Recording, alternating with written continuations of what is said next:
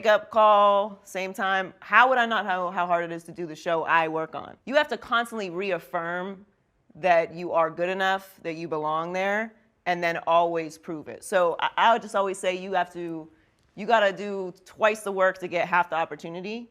But that, to me, the mentality I've always had on it is that just gonna make me better. So that's why I'm excellent. Because I had to be. I couldn't be average. I couldn't be okay. I couldn't be late. I couldn't complain. I couldn't say no. Now I do. Right. So guys, we got to talk about this stuff that's going on at FS1. It's getting crazier and crazier by the minute now. We just saw Skip Bayless was listed in the lawsuit. And this former hairstylist, Miss Faraji, she was basically saying, Skip was inappropriate towards her. But she has some very serious allegations towards Joy Taylor. And this involves Emmanuel Acho and Charlie Dixon, who was the head of content, vice president over there at FS1. So we're just going to get right into it. And we're going to look back at some of the videos of Emmanuel Acho and Joy Taylor. Now, it says on January 14, 2017, Miss Taylor had her birthday party at Pearl's Rooftop in West Hollywood. Ms. Faraji and other Fox employees who were invited attended as it was part of their job duties to appease talent. And a birthday party is an important event. As usual, Mr. Dixon was heavily drinking, buying drinks for everyone on Fox's credit card and blustering that everything was on Fox's dime. As Ms. Faraji was standing near the bar facing the crowd, Mr. Dixon approached her. He asked the bartender for a drink and then placed his arm on Miss Faraji's lower back. He asked how she was doing, if she was having fun, if she wanted a tequila shot. Miss Faraji felt very uncomfortable by his unsolicited touching and responded, "No, thank you." Mr. Dixon then moved his hand lower and started rubbing her body and grabbing her buttocks. Miss Faraji was mortified but quickly thought to fake an incoming call to escape from this situation. Miss Faraji did not know who to turn to, but as she knew Mrs. Taylor was sleeping with Mr. Dixon, she turned to her. Surprisingly, Miss Taylor responded to get over it and explained that she herself only had her job because Mr. Dixon, and that Miss Faraji only had her job because Miss Taylor requested her.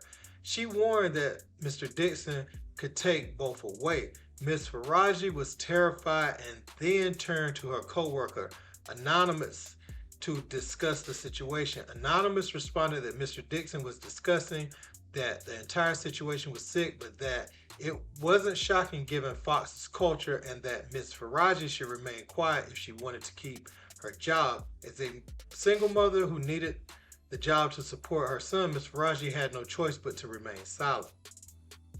So, there's more, saying that Mr. Dixon will go on to get rid of some talent that wouldn't sleep with him on the show. But I want to highlight this other thing with Emmanuel Acho. It says, Miss Taylor again uses her sexuality to get on a show. And approximately February 2020, Miss Taylor asked Miss Faraji to meet her for lunch in Beverly Hills. When Miss Faraji arrived, she found Miss Taylor with a man, Emmanuel Acho. Miss Faraji did not know Mr. Acho, but could tell the two were romantically involved. A few months after meeting Mr. Acho at the lunch, Miss Faraji noticed him in the hallway while at work. Miss Faraji later asked Miss Taylor if Mr. Acho also worked at Fox. Miss Taylor confirmed and explained that she wanted Mr. Acho to eventually recommend her on the show Speak for Yourself. Miss Faraji became alarmed and warned Miss Taylor that she should probably not sleep with Mr. Dixon and Mr. Acho at the same time, as Mr. Dixon is a very powerful man that may become very angry. Miss Taylor told her not to worry about it. She explained that she was also powerful now, and once Mr. Dixon was no longer useful to her, she would follow through on her plan to tell the company that he forced himself on her. She would not allow herself to be forced out by Mr. Dixon like other women talent. In approximately September 2020, Ms. Taylor started working on Speak. Ms. Taylor requested Ms. Faraji to do her hair. And you can see right here on Mrs. Faraji's page, she has Joy Taylor ready to go out there. You can see she does Rachel Nichols and others. She has, those photos of that. And so we're going to look at some of the videos that people are bringing back up between Acho and Joy Taylor. Just got done with rehearsal for the new show Speak, and I got to take a moment to shout out my co-host Joy Taylor. A woman, a black woman, daily show, sports. Do you all realize how hard it is to get into the position that she is in? So often there's misogyny and sexism running rampant in sports, and we don't even care what women have to say in sports. But Joy is not only in the position on television as a woman, as a black woman, but as an opinionist. So not just asking men what they think, but providing her own unique and distinct insight. It's hard to do, and Joy, you have done it. So congratulations. Looking forward to working with you, and hope y'all tune in 4:30 to 6 Eastern every day starting next week. That's what I have to deal with, people. I'm over here focused on the show, and I don't know what exactly she's doing. Listen, somebody has to look good around here, okay? Slick, you see that shade she threw at you, bro? Because you wasn't talking to me. That was everyone.